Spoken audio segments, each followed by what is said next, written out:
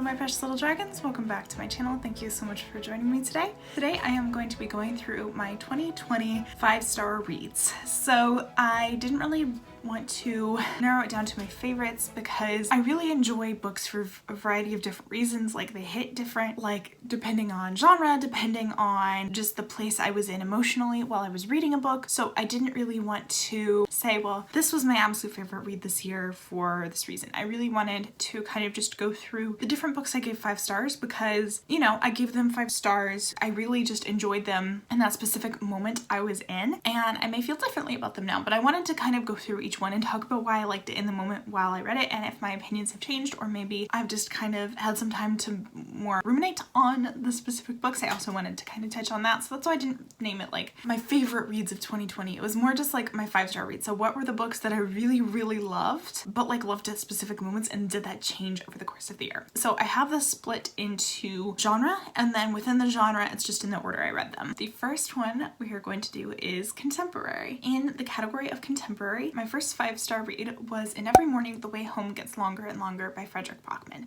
So this was my very first Backman book I ever read. It's a novella. It's extremely short even for a novella. I listened to it on audiobook. It was about an hour. That's how short this was. I absolutely adored this book. I cried the entire way through. It just touched something very deep and emotional in me. It's talking about dementia, and specifically from the perspective of a grandfather and his favorite grandson. And I was really just introduced to how good Backman is at exploring humanity and exploring how we as humans handle difficult situations. And I think that this novella was absolutely phenomenal. I would highly recommend it. Obviously it's not long, so just go for it. Please read it. I think it's so worth your time. That one has, and I think will continue to stick with me, and it got me to read 2 other Backman books this year.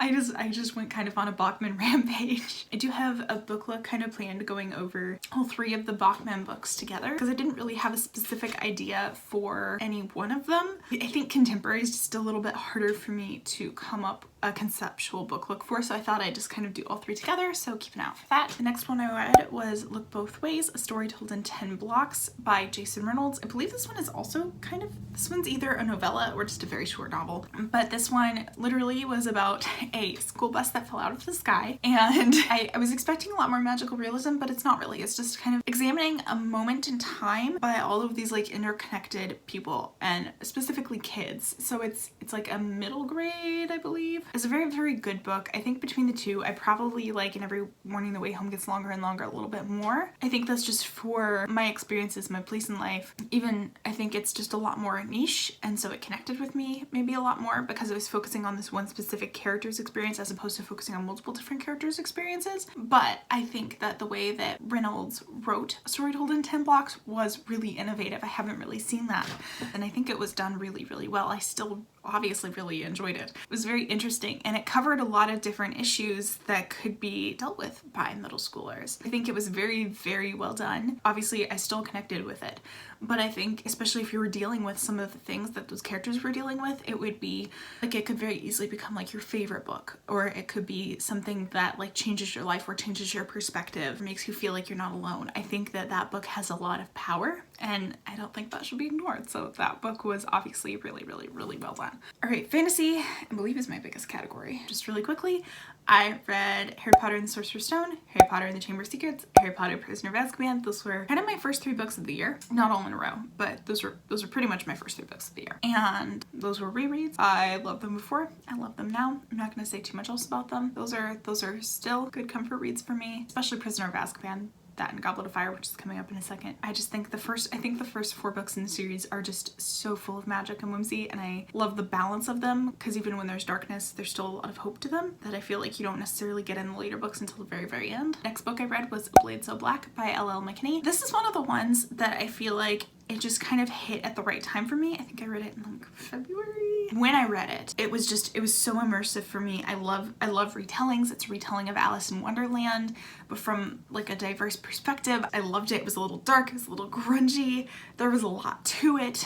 And I just like, I remember that feeling of really being so engrossed and so loving it, appreciating how it kind of touched on grief, because a lot of the darkness is really focused on grief and darkness and human emotion, and I really enjoyed that. I think looking back on it now, I'm not sure looking back on it I maybe would have rated it as highly, but for the moment when I was reading it, it was perfect for where I was at emotionally. I feel like that's all you can ask in a book. Like, even if you look back on it later and it's not as poignant to you now as it was then, like, it still was poignant to you in that moment, so it's still important. I think that's a really important thing to note. It's an important thing to look back on and acknowledge that a book can mean different things to you at different times in your life, even just separated by a year. So next was Harry Potter and the Goblet of Fire. That's lumped together with the other three. One of my favorites, a good reread. That's, I think, my favorite one for as far as balance between light and dark and hope and despair. Next was Warbreaker by Brandon Sanderson. This was my third Brandon Sanderson book. And it was, I think Elantris is still my favorite, but Warbreaker was extremely good. I am forever impressed by Sanderson's just absolute mastery of creating unique and innovative magic systems. He's a star at writing fantasy. Obviously, I'm not the first one to say this. Like, pretty much everyone who reads fantasy knows who Sanderson is. So, I mean, I'm not saying anything new or revolutionary. But for me, it's kind of like, why did I hold out this long? Like, I love fantasy. Why did I wait this long to read him? His character work is really, really good. It's interesting to find an author who is so good at plot and so good at character. Like, I feel like a lot of times you are stellar at one and maybe struggle a little bit with the other, but like, he's just really good at both, and it's not fair. I mean, obviously Weeks at a Joy to read. It's really interesting to have such fascinating dynamic characters. He really dealt a lot with examining your morality in that book, really examining the beliefs that you grew up with and whether or not they're accurate, which is extremely relevant to today, and it's something that really connects with me.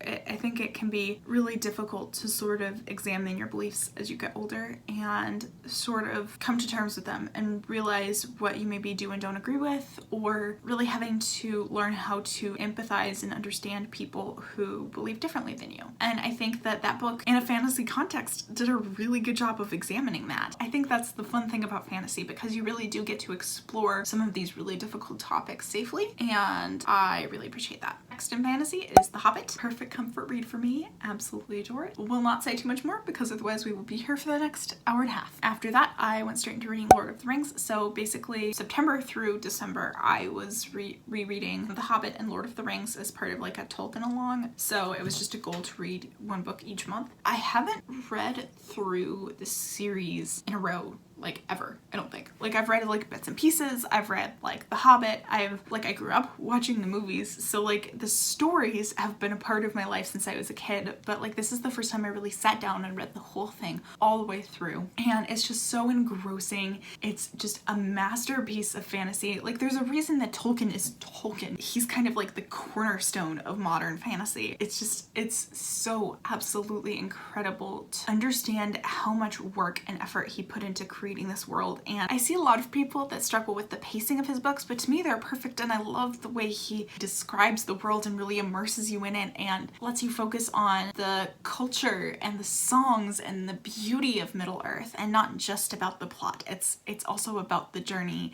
and it's about the little things that the characters do, not just the overarching big things. So to me, those are just perfect reads. And then there was Elatsaway by Darcy Little Badger. So that one was another really important poignant read for me. So I've been trying to do a lot more reading of Indigenous literature. Last semester I did a class called Native Ways of Knowing, so we were really focusing specifically on Alaska Native, but it also kind of could extend to Native American experiences and other Indigenous experiences as well, really focusing on how their ways of understanding the world, knowing life are different from the kind of pervasive Western view. And so it was really just something I challenged myself to, like, even outside of class, outside of my textbooks and required readings, I really wanted to start immersing myself in Indigenous literature, not just because my program has a role in Indigenous focus, but just because it's something I really wanted to do, and I wanted to be able to get that different perspective that I didn't necessarily have before, because I feel like it's something I really want to be more mindful of, especially because me personally, I live on the land of the Dena'ina.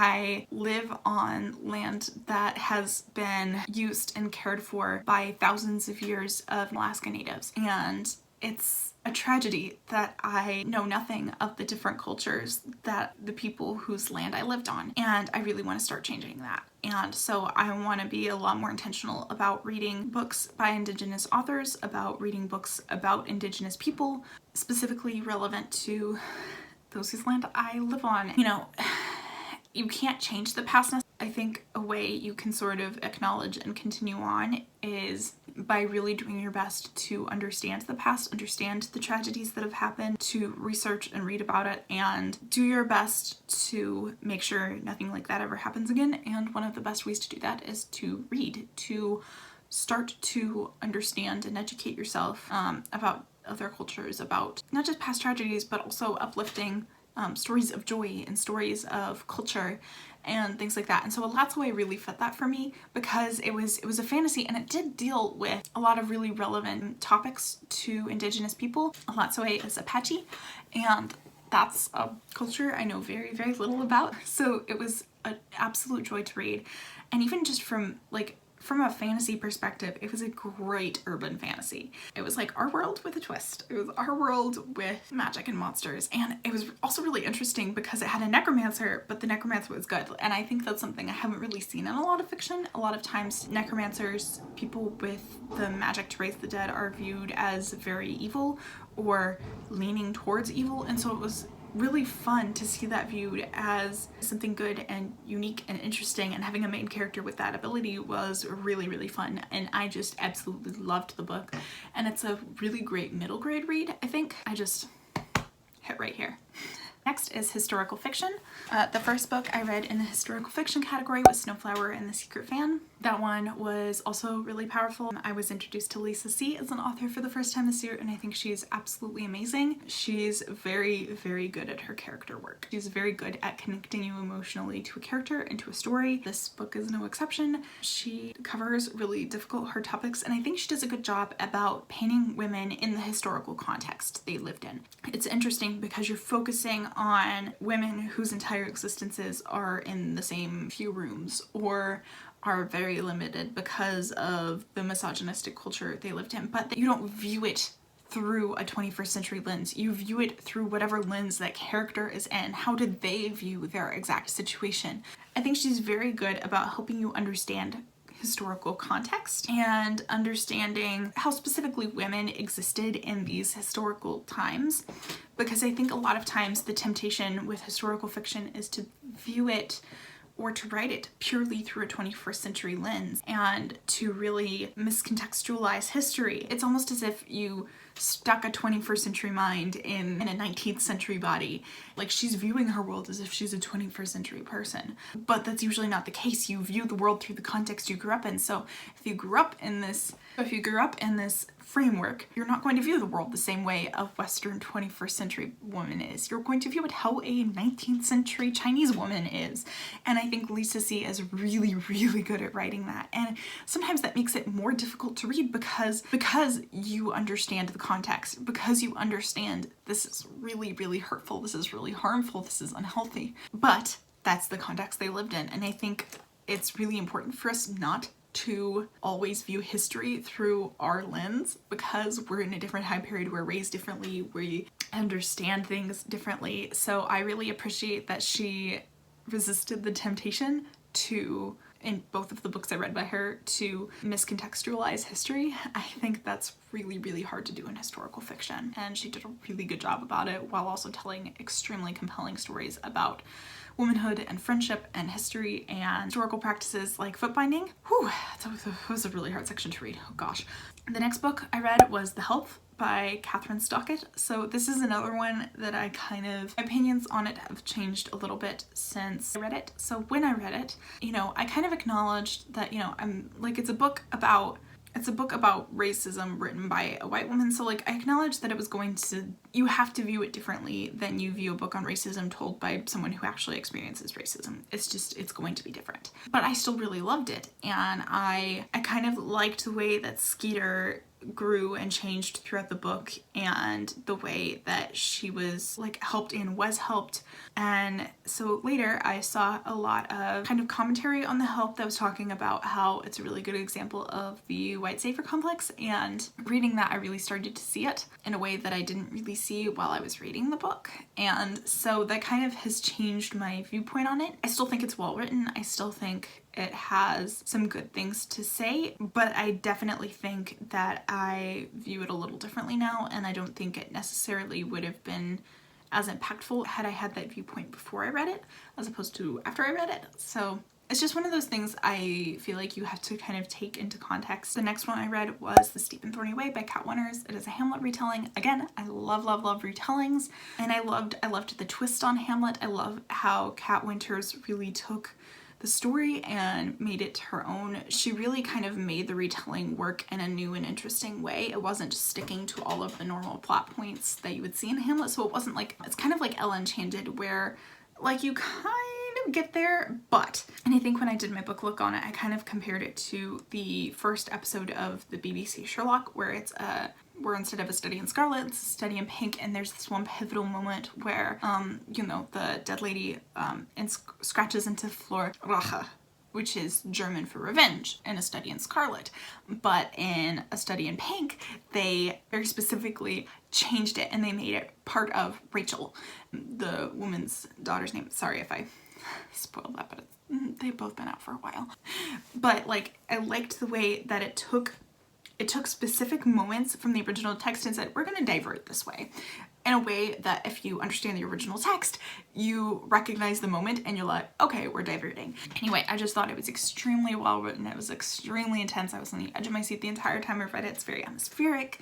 I just absolutely adored it. Next was The Island of Sea Woman by Lisa C. This was the second Lisa C book I read. Just as intense, just as good at character work. I would say this one was a little bit slower for me to get into, but once I was in, I was hooked. They both kind of cover the life of one woman and really focus in on her friendship with another woman and how that grows and changes throughout her lifetime. And then you also sort of see her looking back and reflecting on her life. And I think, you know, even though they both follow that sort of formula, they're both very different. They have very different historical context. One is Chinese, one is Korean. I would say this one had a lot more like trauma to it. Like once it got intense, it got really, really, really intense, but it was also really good. It had me thinking a lot, and it really sort of enlightened me to a period in history I knew basically nothing about. I found Jeju from the Japanese occupation to around 2008, and sort of watching how like all the historical events that island and specifically our main character Young-suk went through. And I just recently finished that one. That was a month or two ago, and so it's kind of stuck with me just how impactful that one was. All right, next we had Memoirs. So these are ones I haven't really talked about on the channel that much because memoirs don't tend to be good for book looks, in my personal opinion. So I was planning on doing kind of a diversity reads. Like I wanted to kind of do that for more of my nonfiction stuff, because I tend to, like when I tend to focus on memoirs, that's where I tend to read more intentionally diversely. I'm reading a lot of different perspectives from a lot of different cultures, stuff like that. So all three of mine kind of fit into that category. The first one I read was The Nazi Officer's Wife, How One Jewish Woman Survived the Holocaust by Ada Tanbeer. And she, as the title suggests, was a Jewish woman who survived. She didn't immediately marry the Nazi officer. There was other experiences that were in there, but I think that one was extremely impactful. Just to hear her perspective, she was very good at putting things very simply but eloquently, and it was really valuable, I think, to get her perspective and to show just how resourceful and what she did to survive, stay alive. And I think that was really interesting. I feel like I don't have a lot more to say. I feel like I'm kind of, I read a lot of World War II Holocaust-y literature in the past few years, and I think I'm kind of getting to my fill of it now. I still obviously really appreciate reading all of the historical fiction, all of the memoirs, but there gets a point where it's really heavy and I want to shift over to something else. I'll probably eventually return to it. It is a very important time period in history. For now, I think I'm kind of shifting away to other periods of history. It's still good to get the experiences of the people who lived it. I definitely enjoyed this book. If you're interested in reading memoirs from that time period, I would definitely recommend this one. It's not very long, but again, very impactful. I appreciated she went to become a lawyer and basically was unable to complete her last semester because of World War II, because of the restrictions against Jewish people. I can't imagine going through all of law school or all of grad school and not being able to finish your last bit. Like, that was like a viewpoint I hadn't read before, but because it's something like I connect to a lot more personally being in grad school, I was just like, oh, that really deep kind of hurtful feeling of like something you worked your entire life to achieve being just torn away from you at the last second. And obviously that was, you know, a lot of that time period. People experienced all sorts of horrors and everything, and she did too. But that was one of the first ones that like I connected directly to, and I was just like, oh my gosh. She did eventually become a lawyer. I will give you that little spoiler. She did go on to become a lawyer, and that was a very I also appreciated that she gave you her life after World War II. It didn't just end after she survived. She told you about the rest of her life and how she went on to succeed and thrive. And I appreciated that. I appreciated that she showed you the light at the end of the tunnel, that she showed you the hope that she worked so hard for, the life that she worked so hard for.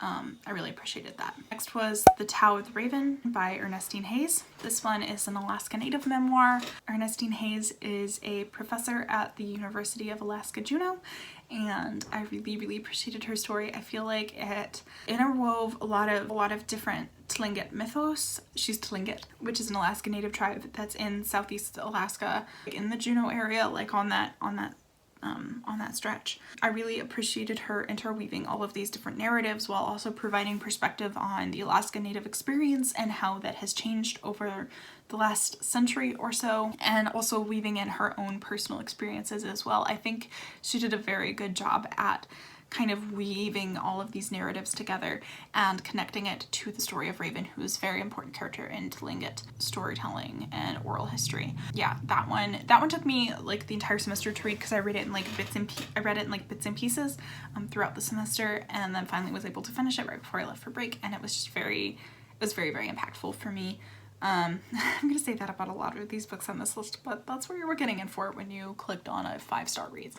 I think if you're not used to reading non-linear books, it may be hard for you to get through, but I feel like once you kind of get into the style and get into the pattern, it's a lot easier, and it flows in that sort of circular motion, because that's that non-Western side coming through. You're not reading it from a Western perspective because it's not a Western writer. You're going to have to get used to that. If you are coming from a very Western perspective, it may be a little hard, but once you get into it, I think it's absolutely worth it. The last memoir I read was Becoming by Michelle Obama. That one's been on my to-read list for a really long time. My goodness, is she eloquent. She does such a good job about just saying things in a beautiful, emotional, like poignant way, about weaving her story in a way that like you connect to, even if like you share very few life experiences. She's very good at connecting you to her experiences, which I think is a really incredible talent. Because like, I mean, I probably shouldn't have connected to her story as much as I did, but I did. I connected so much to especially her, like just her ambition, her drive and willingness to do what she needed to do to succeed, like especially in academics. Like that's something I'm very much related to. And hearing her story, and especially I think hearing the story of her early life, because I really didn't know a lot about her early life, was really interesting. And then of course, you know, there's the bits about Barack's path to presidency that's really interesting, and just seeing her view about the toll it really took on their family and how many sacrifices they personally had to make in order for him to become the president, and then obviously going through the presidency. If you haven't read it, definitely read it. I don't have a lot else to say there just because, yeah. Alright, next is the mystery thriller category. So the first one is The Unexpected Mrs. Spalafax by Dorothy Gilman. This one is just a fun, cozy spy novel about an older lady who decides she wants to be a spy and goes for it. I don't have a lot else to say. It is a perfect escapist read for me. I have a couple of the next books in the series that I'm hoping to get to this year or next year or some point in the future, but I think it's a perfect cozy spy read. Next one is a lot heavier. It's Winter Counts by David Heska Wombley-Wyden. This is another of my Indigenous reads this year. It has been on my list since it came out. I thought it would be really interesting. It was a very, very fast read. It was not just like it was a thick book, but it was so fast paced. It's just one of those ones you just flip right through because you need to find out what happens next.